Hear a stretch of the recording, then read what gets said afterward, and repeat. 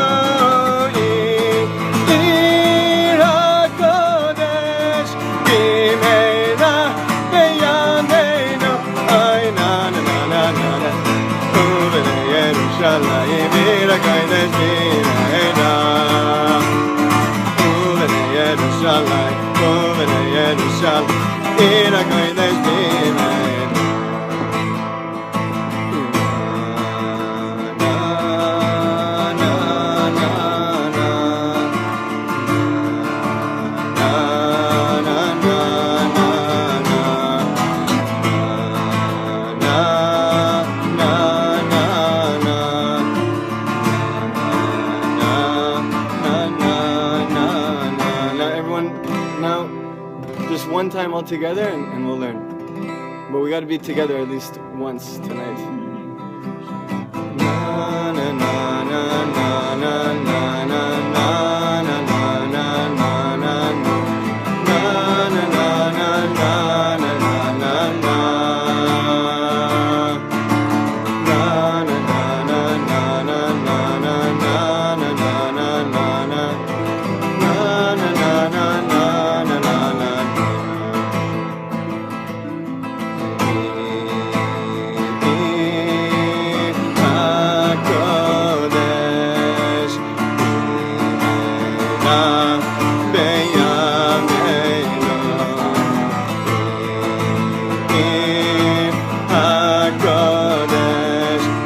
one time, everybody. One time fast, and then we're really gonna learn. Yeah, man.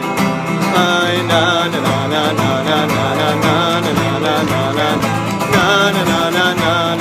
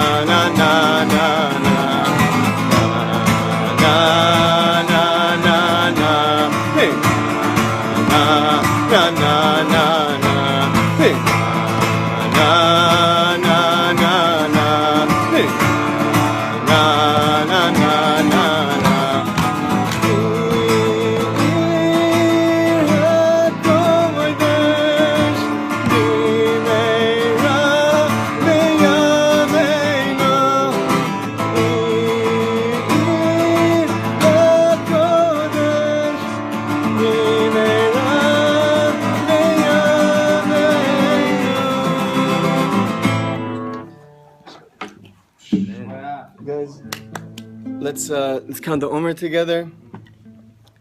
I can't say the night until I count it. So I'll say the blessing. Have everyone in mind.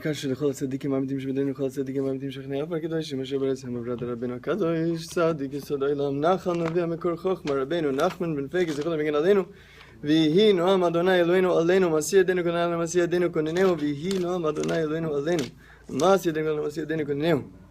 We know that every night we're working on a different thing. That the Jews went, it says in Egypt, before we left, we're on the 49th level of impurity, whatever that means, complete disconnection from anything holy, from anything divine that transcends our immediate surroundings at all. And then through the 49 days of the Omer, we reached the 49th highest possible level. That we've never reached such heights since then. And it's like hard to understand. What do you mean? We're like on the 49th level of unholiness. And now we're coming, and what do? We count, we just say a little blessing, you count the day, and all of a sudden, you reach higher than any spiritual time in the Jewish history ever? Is that like not crazy? And that's the whole thing, it's crazy, it doesn't make any sense. But when you're dealing with infinity, it doesn't always have to make sense. You're even better than you think you are, that's the point. Bishud Morai Barabotai.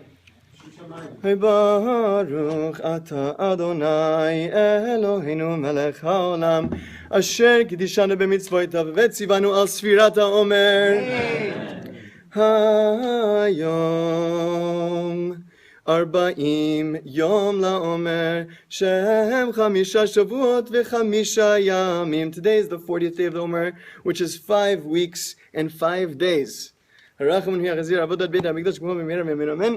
May God rebuild the third temple immediately. We've waited long enough. Okay. L'chaim in the beginning. L'chaim is probably like more towards the end already. But anyway, l'chaim, l'chaim.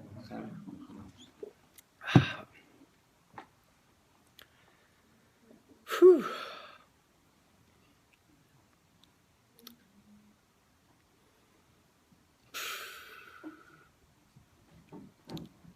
So tonight of the Omer is Hod Shebe Yesod, which if you translate it on an emotional, psychological level, you could translate it as, on a spiritual level, you could translate it as humility within bonding. Now this is the week of bonding. That's why we said it's the 5th week, right? It's 5 weeks and 5 days, so we're in the 6th week, which is the week of unity, of bonding, of connecting. And within that, we work on every little week, every day, another little point. So the point within, the aspect within bonding that we're working on today is called humility within bonding. So maybe we can understand a little bit what that means by the end. I don't know if I'm going to say it specifically, or maybe I'll just say what it means to you. So I want to ask a question, and then at the end, we'll hopefully be able to answer it. But we'll give different answers throughout the way. So, there's a Mishnah that says, Mishnah is the foundation of the whole Talmud. Says the oral tradition. It says that 1 hour in the world to come is greater than the entire life of this world, on planet Earth, or whatever it is, of this life, of the 70, 120 years, whatever it is that we live. We should live 180 years, amen.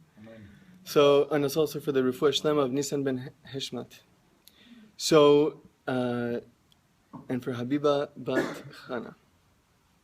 And then it says, 1 hour of tshuva and ma'asim tovim, tshuva and ma'asim tovim, in this world, 1 hour is greater than the entire life of the world to come. That means, tshuva and ma'asim tovim means reconnecting. Now, I'm saying, listen closely to the word, because this was important for the conclusion. Reconnecting. Tshuva means to reconnect, or return. Really, tashuv means to return. Tshuva means to really, really return. And so tshuva and masim tovim and good deeds are 1 hour of that in this world is greater than the entire life of the world to come. It's crazy, because no other religion in the world that in my very limited, simple, small knowledge of world religions, has experienced, that no other religion that I've seen has a verse or an idea that the whole religion is founded on, that's not about, oh, you're going to a very beautiful place, you should do this, believe, or you're going to hell, or kill yourself and kill these people, and God forbid, and you'll go to heaven on Virgin Airlines, or whatever it is. And all of a sudden, Judaism comes, which you'd think the other religions, namely Christianity, Islam, Baha'ism, which stem from Judaism as the foundation, as the core, so you'd think that they would follow suit, right? That they would also have this idea of, it's about this world, it's not about the world to come, it's about right here, where you are now, between us. What are you thinking about 120 years from now? What about right now? So, and yet we have this And it seems like a contradiction. Because you just said 1 hour in the world to come is better than the entire life in this world, and now we're saying 1 hour of tshuva masim tovim in this world is greater than the whole life in the world to come. So we'll understand at the end. So this guy walks into the psychiatrist, and he says, and he's freaking out. He's freaking out, a madman. And he's like fumbling, mumbling, and he can't even get anything straight. And the psychiatrist says, "What's wrong?" He says, "So much, I don't even know where to begin." He says, "Okay, listen, I need you, please, so we're on the same level. Sit down, sit on the chair, and just talk to me. Tell me from the beginning everything." So he says, "Okay." And he sits down and he says, "Okay, in the beginning I created heaven and earth." So to answer that question, really you have to start from the beginning. And the beginning is, even though I have 11 pages of notes here, I don't even know what I'm doing with this. And I printed these for everyone, but definitely not going to learn that. But anyway, it's good to have like a stack, pile of things next to you. It's like, it makes you feel smart, like a mad professor. But then I have like 5 points here, which is nice, so I don't like go too off track. So the first thing we have to understand is you have an infinite, transcendent, omnipotent, omnipresent, but you can't even say omnipotent and omnipresent because before there's a world, before there's space, which, if you know anything about quantum mechanics, there was, and Big Bang and all those things, there was a time where there was nothing, and everybody comes with different theories of why, how is there existence if there was nothing, and came up with very, very interesting things, one of which is like amazing, that I can't believe they didn't like arrest the guy for being on some awesome psychedelics. But they said that there's, you know why there's this world and there's existence? Why? Not why. How? You know how? Because we are one of trillions and quadrillions and sextillion of universes. And this one happened to have the knobs in the right order, the laws of physics, because we know there are crazy, not to be believed, you call it coincidences, that if not for them, we would not be here. If the Earth, for example, was half a mile closer to the sun, no life. Half a mile away from it, no life. It could be that my figures are a little bit off, but if the fact that the world is on a tilt, why is the world on a tilt? Why can't it just be horizontal? Why does it be on a 23.5 degree tilt? And it just happens to be that the world on a 23.5 degree tilt covers the whole surface area of the Earth, and now the whole Earth can be heated, and it happens to rotate. It doesn't stay in one direction. It also rotates as it revolves around the sun. So creating an ideal atmosphere for life, because if it didn't rotate, then you'd have the sun always on one side, freezing always on the other side, and there'd be very small, narrow places where humans could live, or any life could live. But it just happens to be in this very beautiful, organized way. And people said, well, there's definitely not a creator. That's for sure. There's no such thing. It can't be. Because, the famous story of the guy, the philosophy professor gets up in front of the class and he says, has anyone seen God? No. Has anyone heard God? No. Has anyone touched God? No. Therefore we can conclude there's no God. And this one kid in the class, probably like the nerdy Jewish guy, raises his hand and he says, class, I would like to address the class. And he says, please, by all means. He says, has anyone seen the professor's brain? Has anyone heard the professor's brain? Has anyone touched the professor's brain? No, I therefore conclude the professor has no brain. So, if you're set on a point, if you're set on a topic and an idea, then that's just what it's going to be. And scientists could come and say, no, the fact that there's no God, that's beyond question. It used to be like Galileo and many scientists in history used to use science as a way of deepening their understanding of the universe, of their understanding of the wonder. When you look at a birth, it's something, it's literally witnessing something from nothing. And the more you understand how true that statement is, how you put a seed in the earth and it rots, it becomes nothing, and then a tree blossoms where you could eat from it. I mean, we see it every day, so it's like, of course, what do you mean? We could take off fruit from a tree that grew from the ground and from wood and eat it. You know, like obviously soil and water makes apples. I mean, everybody knows that.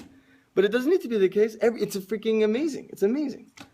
And because some people, when they're analyzing something, it's very difficult at times to be objective. So they come and many people have said, there is no creator, but there is this amazingly fine-tuned world that doesn't make any statistical sense whatsoever. So I know the answer. There are trillions and sextillions and an incredible number of universes that each have a different level of gravity and each have a different thing. And this just happens to be the one which came out right, and that's why we're here. Amazing. What a beautiful, awesome idea. And I don't mean to discredit it, and I'm not a physicist, I'm not coming to argue with them. The only problem is that they have also never heard, seen, tested anything of these many, many universes. So it's just funny that they would prefer to believe that rather than they see in front of them a fine-tuned, amazing universe with life on it, which doesn't make any sense that there should be life, and to say that maybe something created this. But it's very difficult, and it's very difficult for one reason, and many reasons maybe, but one of the reasons why it's very, very difficult is because to say that there's a creator, here's the thing, L'chaim. It's funny, I guess really, I forget even these questions. We're going like super off topic, but it's okay. So, to say that there is a creator implies certain things on our life. Because science, as awesome as it is, and many, many Jewish philosophers and thinkers were also awesome scientists and doctors, and I mean, whatever. We don't have to look at the statistics at how many Jewish people were, Nobel Prize, winners. And in fact, there were only 0.01% of the world population. Anyway, so science is amazing, but it only comes to tell you what and how. It tells you, if you're a really awesome scientist, like look at Einstein, how much he contributed, it tells you what? It tells you that there's no such thing as space and time. It's actually space-time. Space and time are relative, are one idea. And it depends on gravity, and that affects, But something that science never even attempts to answer is why. It only comes to tell you what and how. It never even attempts to say why. Okay, there was a big bang. Why? What's the purpose? What's the point of it? Why are we here? This is not the realm of science. Philosophy has come to this, and the question of why. Because if you say that there actually is a creator, and you're like, it means that there's a purpose for your existence. It actually means that you matter. And many of us at many times in our lives would feel much happier not really caring. Thinking that, what's the point? I'd rather just do what I want, when I want, and this is what I feel like doing, and why should I give 10% of my money to charity? Are you crazy? And some, very religious people, Judaism requires actually in the highest 20%. I should give 20% of my money to this guy. Like the guy, this guy's walking in Borough Park and he sees a beggar on the street. And the beggar goes to him and he says,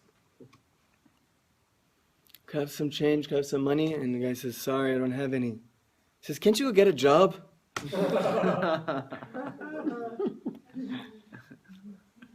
So it's very hard approaching this, and I'm not coming to give some scientific, philosophical, or any proof whatsoever to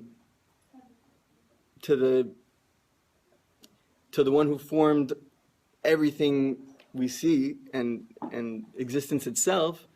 That's not what my goal is here. But my goal is to analyze why. Why are we here? What was the point? Because really, as the Kabbalah and Hasidus and Judaism explains, God is this one infinite, awesome, perfect entity. I can't even call it him, her, nothing. It's just this one transcendent, infinite, they call it Or Ein Sof. That's not even, the infinite light, right? The infinite light. So,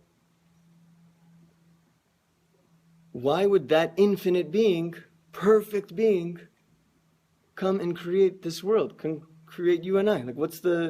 Why would that ever happen? Wasn't God happy, being perfect and living in perfection? And look at this world. Is this world, you know what I mean? Is this world so perfect? If it's even more perfect than how much suffering there is and people go through, and how much...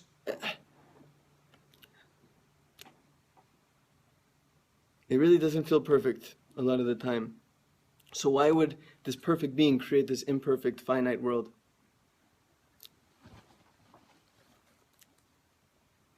And the truth is that I have to, the truth is this talk that I want to give,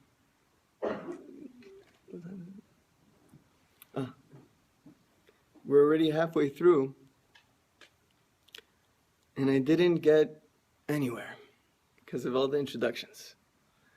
But the truth is that this talk really needs 4 independent classes to be able to express myself,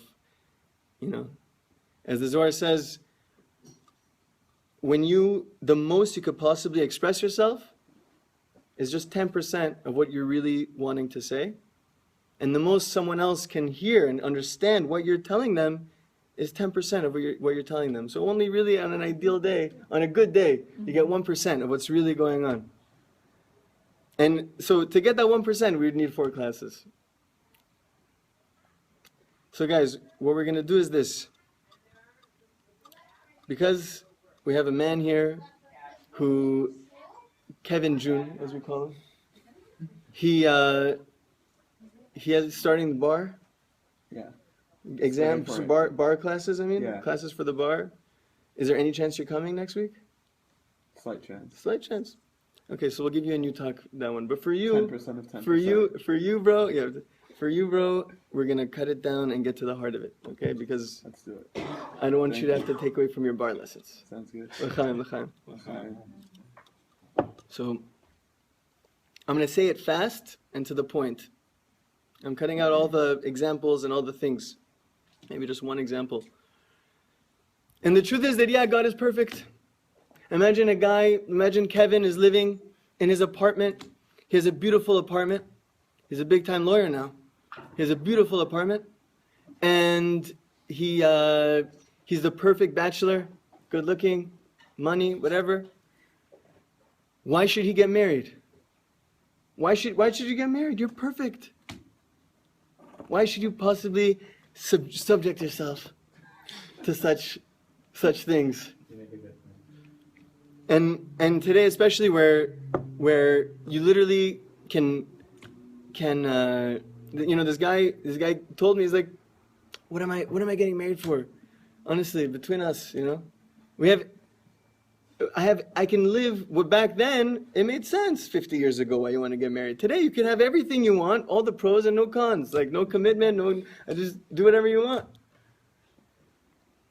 So, so guys, really, I'm really getting to just the essence, the root of it. So you gotta listen closely if possible. Because Kevin living in his apartment and being a perfect bachelor, even with the best girlfriend and that you love and everything in the world, you're missing one thing. You're never able to truly, unconditionally give. Because at the end of the day, even if anybody on the street, you can always just return to your man cave and go back to your space, and I'll give when I'm ready to give. And then I'll go back out and you'll be really nice and a kind person. Not that you're mean, there's nothing wrong with you. Or me or Justin or any of us. I'm just using you because you have a strong will, so I can pick on you. So you don't need my affirmation is what I'm saying. So it's only in an arena of marriage where you have to basically love that person no matter what. And be for them, as long as it's not like some crazy abusive thing, Even if you're not feeling it. Imagine you have a child, right? You have a child, you have to give no matter what. Because they're your child. You have to give to your spouse because, and you say, okay, your child, fine. You can give to your child. Why do you have to get married? Just have children. Your child is one with you, and who doesn't love themselves deep down, right? Like most people, healthy people, if you, God forbid, put them in a life or death situation, they'll do anything they can to live. They obviously care about their life, and they love themselves, even if they say they hate themselves 10 times a day. They still love themselves. And your child is one with you. It comes from you. It's half you. It's basically you. But your wife is this other person who's coming to your life, and you have to love them and care for them and give to them, even if you're not going to have something in return all the time. And it's basically, as Chassidus and Kabbalah teaches, that it was for this reason that God created the world. Because God is infinite and He's perfect. But He doesn't have to, until we were around, but is it so hard to be perfect and infinite if you're God? But to make space in your infinity. And in your infinity to remove yourself and to create a space where another can exist. That is something unique. That's worth creating for. Because now you made yourself vulnerable. And when you're vulnerable, then you have a real relationship. And in fact, that's why they teach that God and us is really like a husband and a wife. And that the same way that God created the world by removing Himself and created us and made space for us, so too, if you're getting married, you could be be selfish and you'll never be really vulnerable and you'll never be in a real relationship, fine. But if you want to have a real marriage and a real relationship, according to Chassidus, you need to be able to open up and let that person in and be vulnerable. And that's why they say your husband or your wife can push your buttons and hurt you in ways that nobody can. Because you let them in so deeply. You're taking your heart and you've given it to them, and they've given you yours, and now you're like, okay, that's it. We've opened ourselves up to each other. So God creates this world, and just like if you have a husband and wife, one of the big things... Shalom, brother! One of the big things they say is, you have to have common goals. Common goals. You have to have common goals.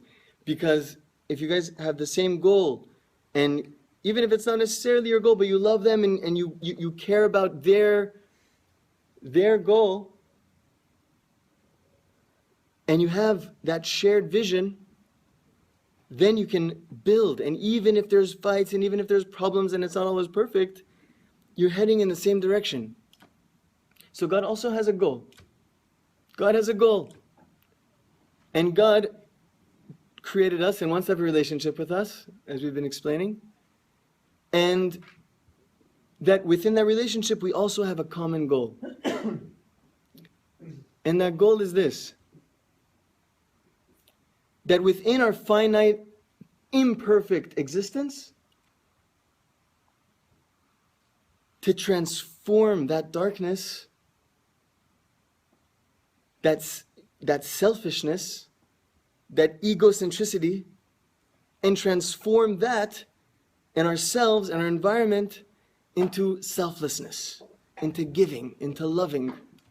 And the whole Torah, you look at it, boom, boom, boom, point after point. Last week we read, "Ve'ahavta recha kamocha," love your neighbor like you love yourself. I mean, this is like the whole thing. It's to remove yourself from the center of the universe and look out and give. The same way that God removed himself to create us, we need to remove ourselves for other people. L'chaim. So guys, this is awesome. We're done. Because we're done with the class, right? Because God is this perfect creator who wants that his infinity should exist and somehow coexist with our finite reality. And we're going to obviously create that light and become selfless people, right? Like a husband and wife. It's ask my brother. I probably shouldn't even say this because I'm not engaged, but my brother is engaged. And you'll ask him, and tell me about how life is going to be when you're married. Oh my God, brother. Do I have a story for you, man? We're going to get married, and it's going to be the best. And we're going to have Sheva Brachot, and we're going on our honeymoon, and we're going to be flying high, and it's just going to be better and better. Sure, there'll be those little things, she'll want to go to the rat restaurant, I'll want to go to there, and I'll be like, I'll let her do her thing, and it'll be awesome. It's going to be the best. Right? B'ezrat Hashem, everyone should go into marriage thinking that. Having that clarity of what it could be. So why not? Why are we not looking around and seeing like divine energy and love and light stemming from each other? How are we able to look at someone else and see negativity? Every single person is a spark of the infinite creator. And you're able to look at someone and see bad in them? Why? Every husband and wife, they loved each other, right? Like, what's it called? The wedding crashers. Remember the crab cakes? Right? There was a good time. There was a time when you loved each other. And it could have been so beautiful. Why not? Why didn't it? What happened? Why is, this whole transformation is leading up to the time of Mashiach, the time of where the two opposites will become one. And really, that's what they say, is like a marriage. It's two opposites. You have Mars and Venus becoming one. Right? You have man and woman that we feel like when you're dating, sometimes you're like so similar, and then you like really get to know, and you're like, oh, okay, very different. But it's like these two opposites, and they become one. You have infinity, and I felt like a Frenchman. You have infinity and finiteness, and they become one, right? There's like no more opposite than that. The ultimate, basically we're like in the middle of it, like the ultimate marriage, like the ultimate.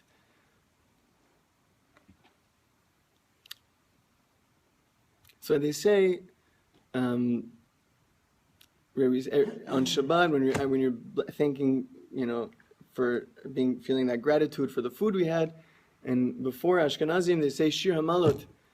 Shir Hamalot b'shuva dainayet shivatinu ayinu kechol mimaz yemale tzchomek pinu shonenu rina. At that time, our mouths are going to be filled with laughter. When do you laugh? When are you laughing? Why do you laugh? Why? Okay, Kevin, we don't have time. On your feet, bro. Why do we laugh? Just having a good time. Okay, if someone tells a good joke, what's a good joke? Why do you laugh at a good joke? Why? Yeah. It's humorous. What's humorous about it? Why is it humorous? What's the humorous aspect of it? What makes it humorous? Define humorous. A lot of things. I don't know. Irony. Okay, irony, you're getting there, yeah? Yeah? Tongue-in-cheek comedy. Circumstantial.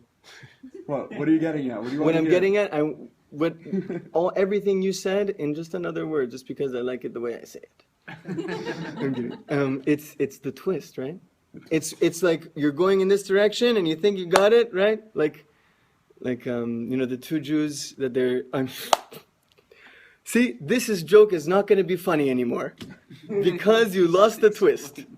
I was going to say these two beggars. One is this like they're sitting outside the Vatican. One is a big has a big cross on his chest, and he's collecting money. And then opposite him is this Moishele Hasidic Jew in the Vatican, and everyone who walks by, they all give money to the Christian guy.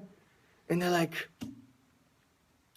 and one day the priest feels so bad for this Jew, even though, like, not the biggest fan of the Jews, but he felt bad, this poor guy, could find a better place to beg. What are you doing over here?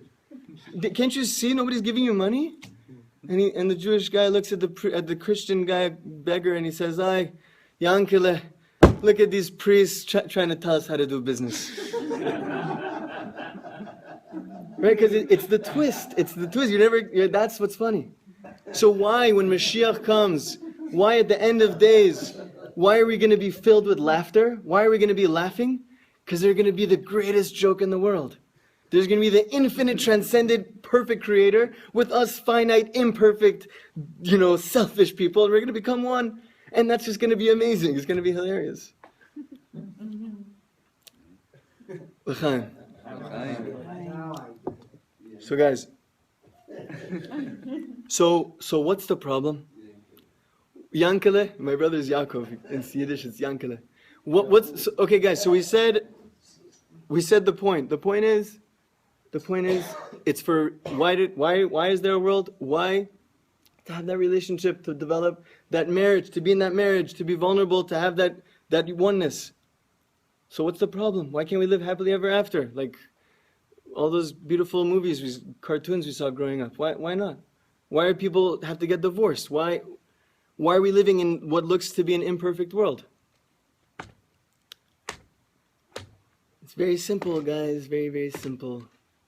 Because, what do you say whenever you make a mistake? I'm human, right? Because we're human. And being human means you have a divine spark. You're at your essence, at your core, you're completely one with that infinite transcendent being. But you also have a very selfish, animalistic side. And that doesn't always have the same holy, selfless motives. That cares about itself, what's in it for me. Right? And at times that means that we make mistakes. And when we make mistakes, we do the opposite, basically, of what we're here for. Right? You're in a marriage. Why you're in a marriage? Because you want to hurt each other? No. You're in a marriage because you want to love each other and have the most amazing relationship together. But because we're human, not that you even did anything wrong, Justin, even though I would love to marry you. Not that you did anything wrong, but the fact that I interpreted something that you did in a negative way, and I'm feeling like, oh, Justin's stepping on my ego, and he's putting me down, or he stood me up, or whatever it is, then all of a sudden, I get angry, God forbid. Hopefully, you guys are all tzaddikim, no one's ever felt that before, but there's a thing that I felt, I'm telling you, it exists, it's called anger. And it's really bad for relationships. And then what happens? What happens?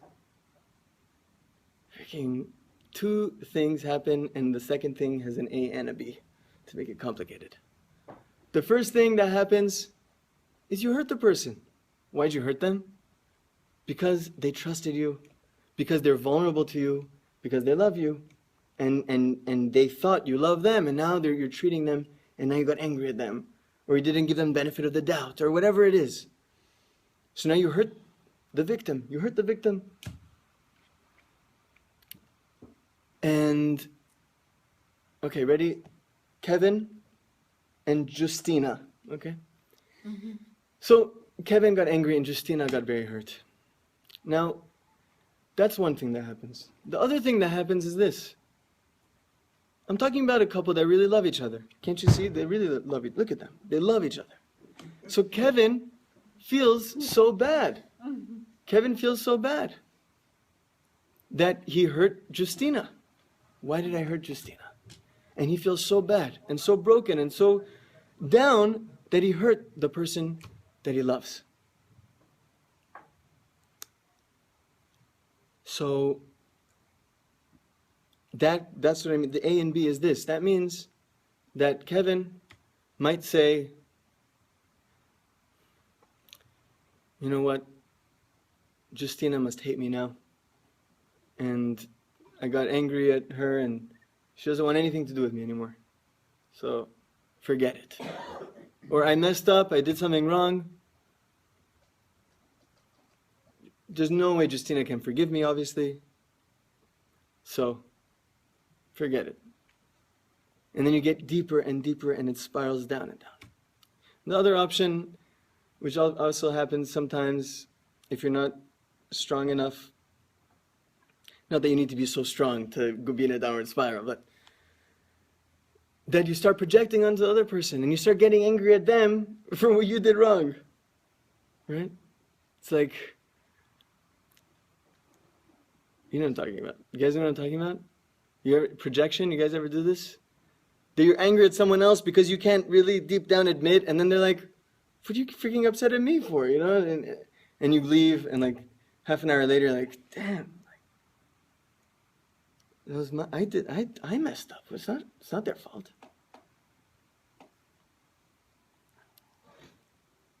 And then you get in a deeper depression because you're like, not only did I mess up, but I got angry at them for my mistake. It's the same thing with us and God. A person looks at their life and they're like, you know, as someone wrote to the Lubavitcher Rebbe, she said, should I become a typist? I need to support my family, help support my family. Should I become a typist? And they used to ask all these questions to the Lubavitcher Rebbe. And he answers back, he says, dearest Chassid, please, whatever you do, don't become a typist. If you need to type in order to make money, by all means. But don't become a typist. And for us for those of us in very serious professions, it's so easy. I mean, I'd be really impressed if she could have become a typist, you know. But I think the lesson is for each of us. That, tell me about yourself. The first thing we say is our job. That's like the thing we say. Why? Because I spend most of my day doing that, so you want to know about me, it's what I do most of the day, which is a lawyer, which is a fine director, whatever it is. An accountant, or whatever it is.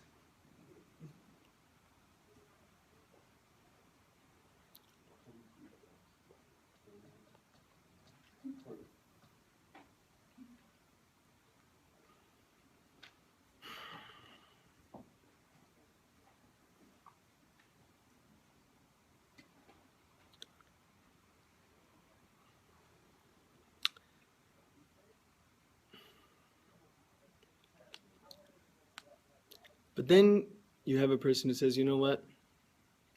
Hey, that was a really good story of the Lubavitcher Rebbe.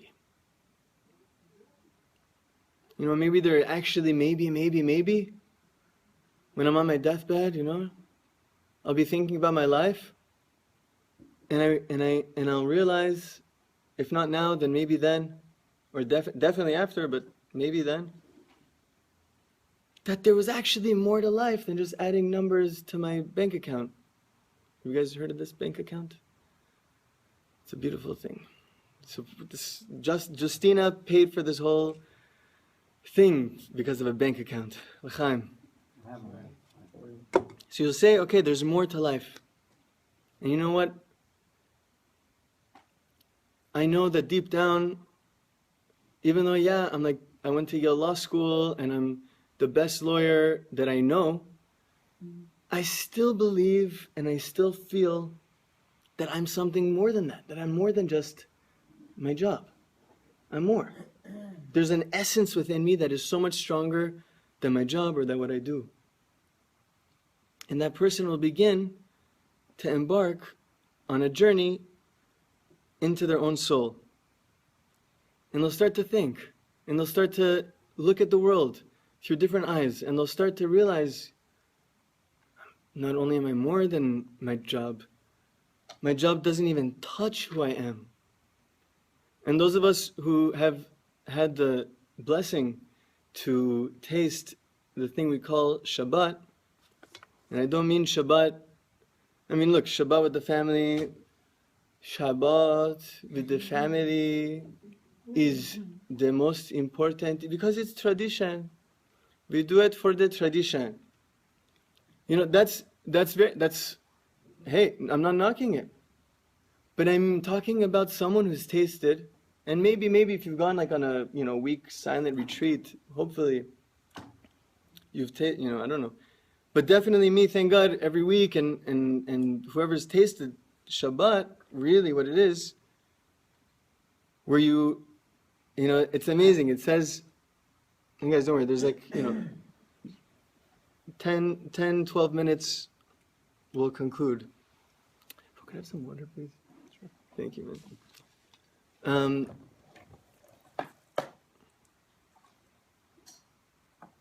Thank you. Thanks, bro. Who remembers the last thing I just said? Ah, very nice. Very nice. You guys are listening. It's so awesome. So Shabbat, what happens is, it says in the Torah something very interesting. It says, you shall rest on the seventh day, and you shall finish all of your work. Meaning, before Shabbat. It's beautiful for someone who's like a janitor, but what about someone has like a week-long project? Or a 3-week project? Or a 3-month project? How does that person finish that project the first Friday that it's assigned so they could fulfill what it says in the Torah, that you shall finish your work and keep Shabbat? So the Holy Commentary, Rashi, comes and explains, you obviously don't have to finish your work. God created you and He knows exactly who you are and that you're finite and that there are some things that you just can't finish by Friday. But there is something that He does demand. He demands that on Shabbat, you stop, and in your mind, as hard as this can be, and it's been, even for me, I've been keeping Shabbat for all these years, thank God, it's even hard, doesn't get easier necessarily. Sometimes you have a big thing and it's really difficult, or if you're in finals or whatever it is, you have to consider it in your mind, in your heart, as though you had finished. For that 25 hours of Shabbat, in your heart, in your soul, in your mind, it doesn't exist. Why? Why do we have to pretend like we don't have any work? I have work to do. I have to pretend all of a sudden that I have no more work? I have work. Oh, fine, I won't do it. Tell me you can't do it. Why do you have to tell me don't even think about it? Because God knows that we're finite and that we're human. And God knows in His infinite transcendence, in His mind, which is somehow even bigger than this size, says that if I don't force you to stop thinking about work once a week, you are never going to stop thinking about it. And you're going to think until the end of your life, oh, that other business deal, or that, and you're never going to realize this one very simple but profound thing, that you are so much more than that. That you are so much more. And your work does not define you. You define your work.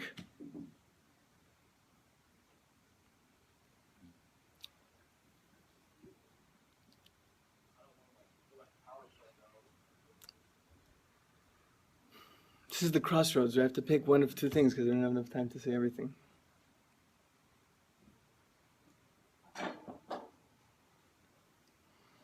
Alright guys, we're going to go with this one even though it might be the wrong way. L'chaim, l'chaim. Adonai sifatai tiftach ufi yagid tehilatecha. Okay. So it's like this.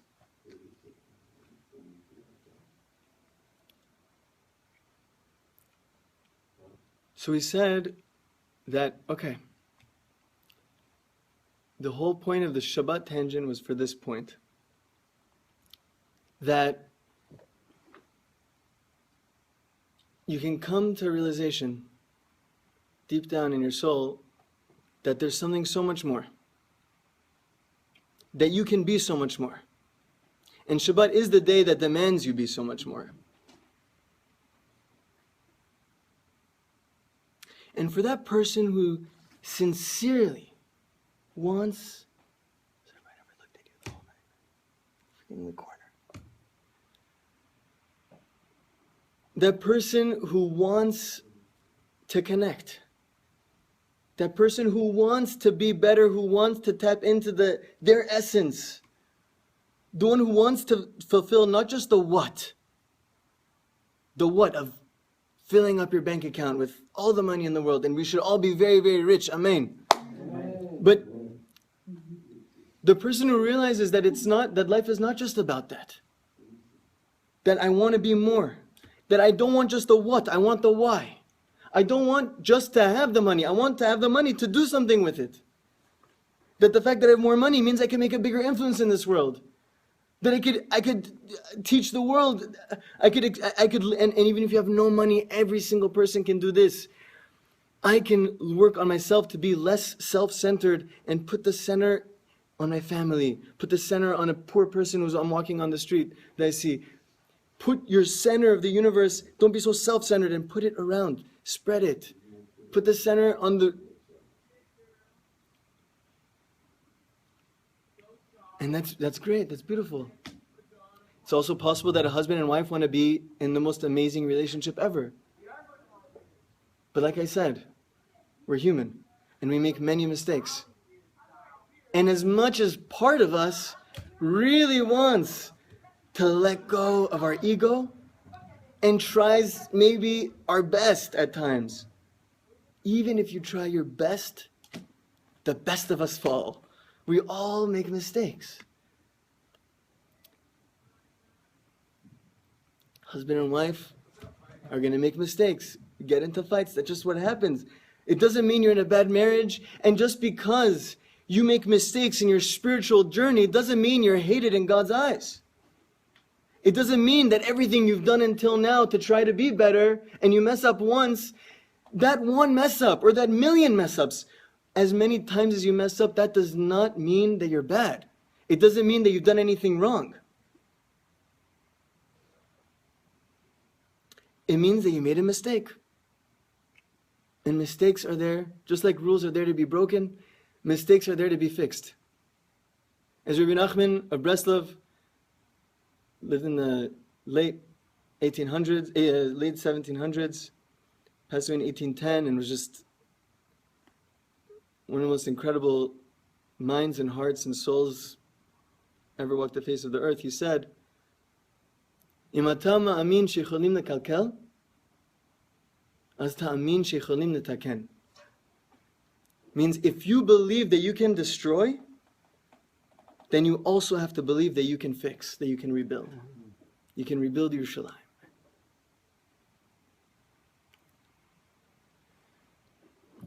Our problem with our humanness, the problem is that we feel that when we make a mistake, husband and wife, with your parents, with your friends, you think, oh, I ignored my friend's phone call for the past 3 days, but he probably thinks that I was ignoring him. Really, I was just super busy and I just didn't think about it. And he's calling again. I can't pick up now because he hates me and he's going to scream. The second I pick up, he's going to start screaming at me at how rude I was to not answer his calls until now.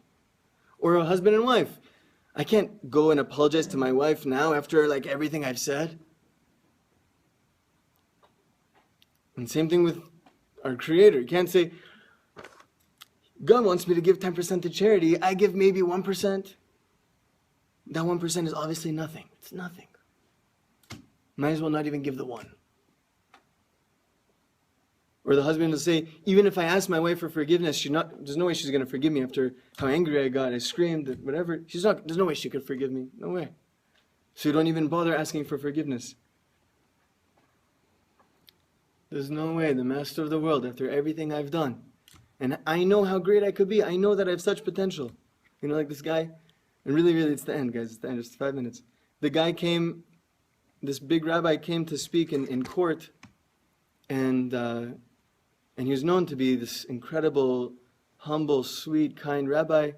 And he gets to the, he's on the witness stand and he's talking, and they asked him something and he answered in a very arrogant way, boastful, very, very boastful way, that he's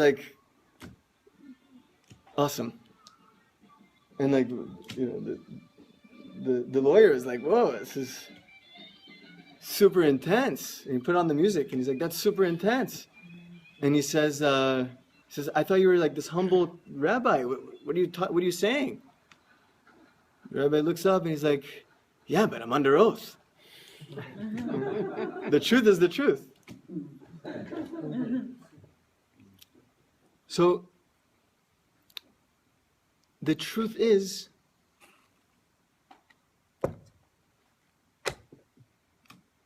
that when we make a mistake, we feel that everything else we've done until now is nothing. We feel that we're hated in the other person's eyes. We feel that how much do I really pay attention and nourish my soul? What's the point of doing it at all? Or I've made so many mistakes. I'm so far removed from anything godly or spiritual or that transcends my immediate surroundings at all. I'm so far removed from that. So what's the point? I'm just causing more destruction than I'm helping. Better just stay out of the way and let God do His thing, I'll do my thing, and we'll live our happy lives away from each other. So here is the conclusion, and then we'll answer the question we said at the beginning.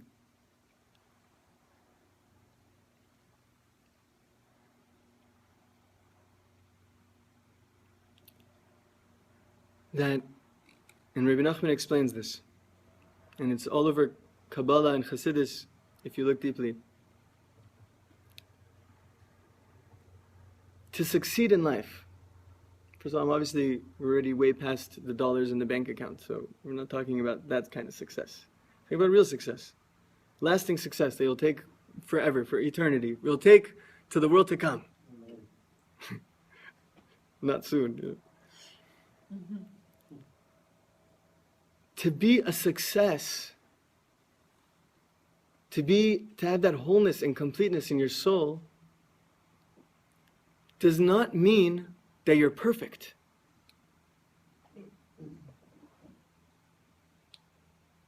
It means one thing. And to be a truly spiritual, deep person, you could be the most, I'm saying what it is at the essence. When God created this world, that we should bring that light to this world and transform the physical world into something godly, what God intended for each of us, as all the Kabbalah and Chassidus explains, to be what they call an ish kasher be'emet, a fully certified OU kosher individual, to be a kosher person, to be your best, to be the best you can be in life, you need one thing. This is the remedy. And this is all we know, and if we had this in the beginning, we would have never been sad, we would have never been broken. You need to want to be better. You need to want to grow. You need to want to search.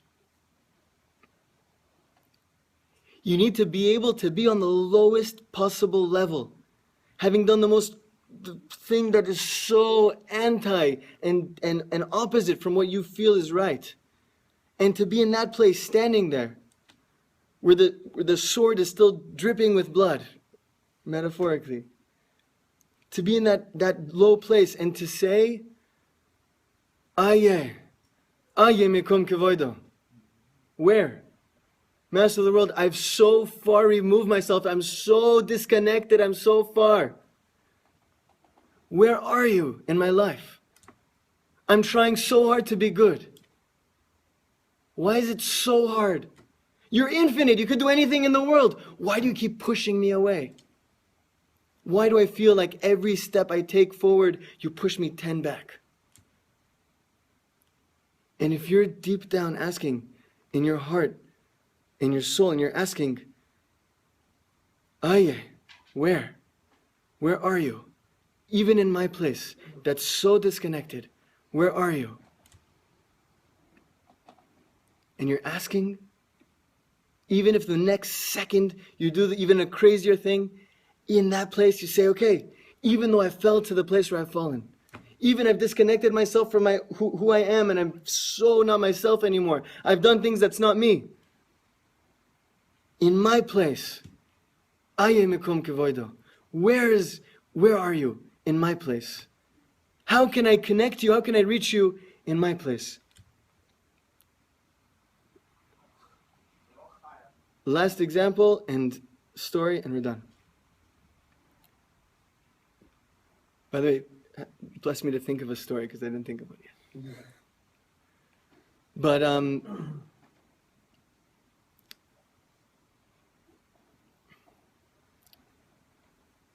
the Talmud Yerushalmi asks a question. It says, Im yomer lecha Adam, heichan elokecha. The Talmud Yerushalmi in Ta'anit. It says, if someone comes to you and asks you, heichan, where is Elokecha, your God? Heichan Elokecha.